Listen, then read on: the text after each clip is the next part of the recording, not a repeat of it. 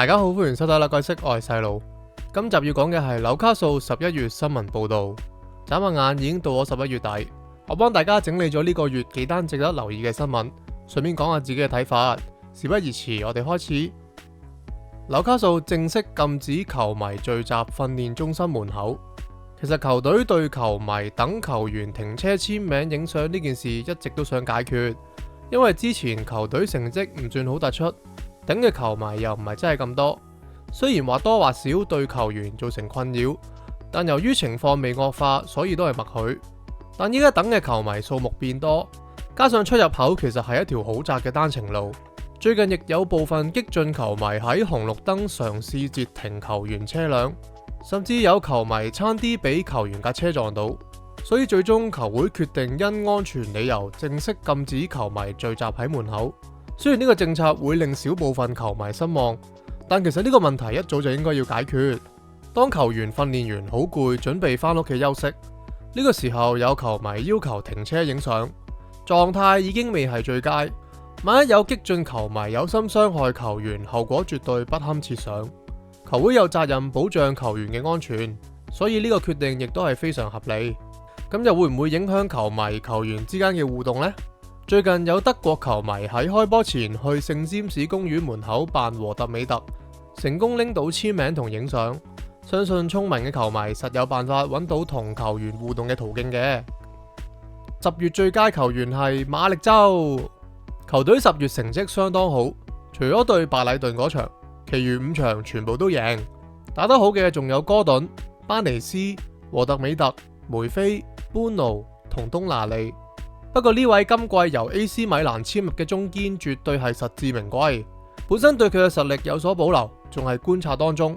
但因為舒亞一次意外受傷獲得正選，佢身體對抗性好，雖然攔截仲有改善空間，但絕大部分時機都好果斷同有效，阻止咗好多攻勢同拎翻唔少控球權打反擊，包括對熱刺搶到對手嘅波令和特美特入球，以及主場對曼城攔截夏蘭特射門嘅一球，好快就贏得球迷嘅掌聲。作為中堅，對進攻組織都好有貢獻，會喺中場甚至禁區駁腳，頭槌功夫亦唔差。無論係自己定人哋禁區都頂贏過好多球，確實係一個好全面嘅中堅。好難得係，就算球隊踢得一般嘅時候，佢亦都係少數打得比較穩定嘅一個，所以好快得到教練團隊嘅信任。依家每場都係必然正選，短短2個月嘅優秀表現已經成功俘虜一班紐卡素球迷，最後如願以償2年重返德國國家隊。呢一刻話佢係今季最佳收購都不為過。最近亦難得喺歐聯記者會接受提問，被問到點解咁快適應英超，佢表示加盟初期因為未上陣比賽，所以可以專心適應球隊高強度嘅訓練，清楚知道教練嘅要求，又可以觀察隊友嘅踢法，做足準備嘅佢好快就適應英超嘅比賽節奏。被問到和特美特，佢表示和特美特性格好友善，高大嘅身形，同時有技術同埋聰明，識走位，係一個好好嘅球員。被問到同其他中堅嘅競爭，佢表示最緊要幫助球隊，每一場都打出自己最好嘅水準，先能夠確保自己嘅位置。被問到咁快有自己嘅打氣歌，佢表示好驚喜。好感激同埋多謝球迷嘅支持，令佢有更好嘅動力可以繼續表現自己。喺度亦獻醜唱一小段。馬力超，馬力超超超 came from Milano to play with Sandro and he loves the game tune。希望佢可以繼續加油守護好紐卡素嘅防線。紐卡素 Chief Commercial Officer Peter Silverstone 宣布離任，呢個消息都幾突然。上個月新聞都有講佢同多個品牌合作，改善球隊嘅財政狀況。有傳佢之後會去意甲祖雲達斯擔任重要職位。佢最大嘅功績就係有份傾 Adidas 嘅贊助球衣合作。呢單高層離任就冇之前體育總監咁有話題性嘅，相信係人各有志。而早記又出一個好好嘅 offer， 算係好來好去。咁啱新 CEO David Hopkinson 希望大展拳腳，令財政更上一層樓。所以呢個位置都要盡快補翻空缺嘅。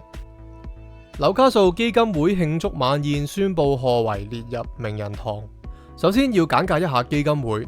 佢係一個註冊嘅慈善組織，以紐卡素球隊籌集資金，希望改善東北地區嘅居民同埋生活。球員大使就係單搬，每年都有一部分嘅比賽同埋球衣嘅利潤係會撥去基金會以維持運作，每年都會搞慶祝晚宴，絕對係球隊嘅一大盛事。今年出席嘅有賀維、副教練田道、珀比、班尼斯、查比亞以及女子隊等等，加埋賀維已經有32位列入名人堂。最出名嘅就當然有 Kevin Keegan、Alan Shearer、Shay Given、Shola Areobi 等等。賀維帶領團隊由降班邊緣到2度拎到歐聯嘅資格，以及70年嚟第一個重要賽事錦標，絕對係實至名歸。賀維表示，作為教練拎到呢個殊榮，絕對係一個肯定。同時感謝球員、團隊們嘅共同努力，先行到呢一步。眨下眼已經執教咗4年，而且主場贏曼城呢一場，亦係賀維第100場帶領紐卡素嘅勝仗。雖然近期球隊英超成績一般，但係賀維、球員、一眾團隊們呢4年嘅努力，絕對係功不可沒嘅。最近般奴接受球隊訪問 A Day in a Life， 片長45分鐘，記錄般奴由揸車訓練去到翻屋企嘅一日。有興趣睇嘅朋友可以去翻球隊嘅 YouTube 收睇，喺度抽幾個重點同大家分享。基本上一起身佢就會揸車去訓練中心食早餐，之後就會見物理治療師，然後就會做 gym， 之後就會去訓練。佢表示一開始嚟嗰陣時候唔算好適應，多數都係同祖靈頓傾偈，所以頭2年都好努力聽電台學英文。佢阿爸喺紐卡素已經係一個名人，好多球迷揾佢合照。短短嚟咗4年，已經生咗2個小朋友。以前輸波就會好燥底，但係有咗小朋友之後，情況就改善咗。依家最多俾自己唔開心一日，踢完波中意留喺屋企打機。